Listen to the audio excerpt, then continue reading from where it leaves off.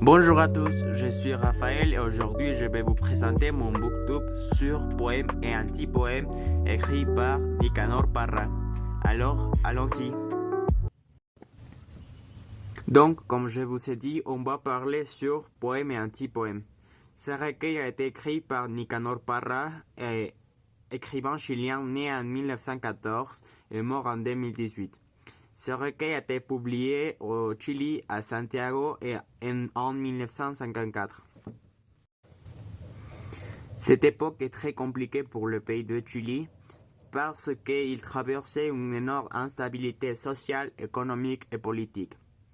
Et cette instabilité est la raison principale de la publication de ces recueils parce que Parra cherchait à dénoncer l'hypocrisie, les vides ainsi que la poésie à l'époque, plus précisément les poètes, car il était considéré comme des êtres supérieurs, donc grâce au mot anti-poème, et Parra s'en moque.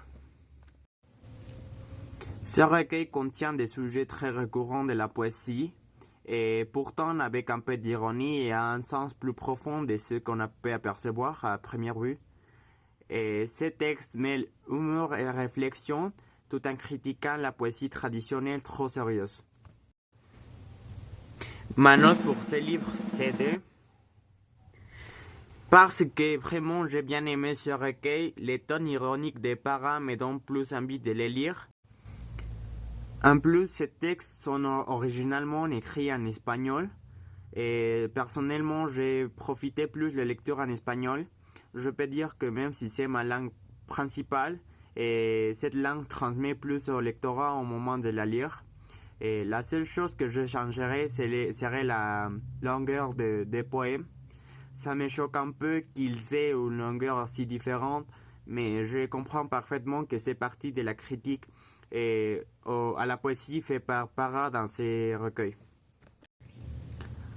Des sortes dans le ciel, c'est mon poème préféré parce que j'ai très bien compris la critique à l'église. Et même si un curé, c'est partie de l'église et par conséquent, c'est partie de Dieu, on peut dire. Et Parra critique ses envies, ses désirs de l'église. Parce que à l'époque, l'église était souvent reliée au luxe, au pouvoir. Dieu se rend compte que vraiment l'Église ne partage pas les pensées ou ce que Dieu dit. Et donc, comme je dis, même si un curé est parti de l'Église, il ne pouvait pas entrer dans les portes du ciel. Donc je pense que c'est une critique très forte et trop fréquentée à l'époque aussi. Mais j'ai bien aimé cette interprétation de Parra. Et donc maintenant, je vais vous lire quelques extraits qui m'ont paru très intéressants. Et premièrement, des sortes dans les ciels, l'extrait c'est Jésus-Christ ne s'achète pas avec de l'argent ou des mots, on n'arrive pas à ses pieds avec des dits de matelot. Et bon, c'est un peu ce que je viens de dire, que Parra critique l'Église et il la critique très bien, et c'est un peu ça. Et l'extrait suivant, c'est un extrait du poème Autoportrait. Et l'extrait c'est Et en ce qui me concerne, à 3 mètres, je ne reconnaissais pas même ma propre mère. Que m'arrive-t-il? Rien. Je les ai ruinés en faisant la classe. Le manque de lumière, le soleil, la misérable lune empoisonnée. Et tout cela, pourquoi? Pour gagner un pain impardonnable? Et je choisis cet extrait parce que je l'ai relié tout de suite à nos jours, parce que même si Parra critiquait ça à l'époque à propos des travailleurs et de ce qu'ils gagnent, et je me rends compte que ça n'a pas avancé depuis cette époque, et ça reste comme ça, ou si ça a avancé, c'est vraiment trop peu. Et finalement, le dernier extrait que je choisis, c'est un extrait du poème Paysage. Et l'extrait, c'est Vois cette jambe d'homme qui tombe de la lune, comme un arbre qui pousse vers le vent. Et j'ai choisi cet extrait parce qu'après avoir compris un peu le sens du recueil, de critiquer la poésie et les poètes. Et j'ai relié tout de suite ça à cette phrase. Je pense que la lune, c'est une représentation des poètes.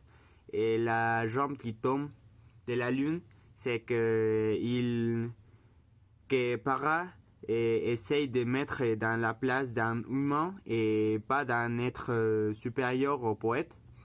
Alors, j'ai bien aimé cet extrait.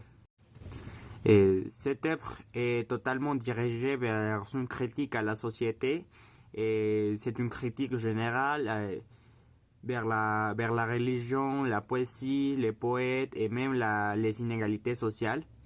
On pourrait relier cette œuvre à des œuvres de Rimbaud parce qu'on sait que Rimbaud était un poète qui cherchait à être différent des autres et il se moquait trop des poètes et de la poésie. Donc c'est un peu ce que Para a essayé de montrer dans ce recueil. Et finalement, je recommande ce recueil, cette lecture pour les jeunes, parce que c'est plus favorable qu'ils aiment ce genre de lecture. Mais sinon, pour tous les passionnés de la poésie ironique, c'est un recueil vraiment très bien fait, très bien réussi. Et merci à tous d'avoir écouté mon booktube et nous nous reverrons très prochainement. Alors, au revoir.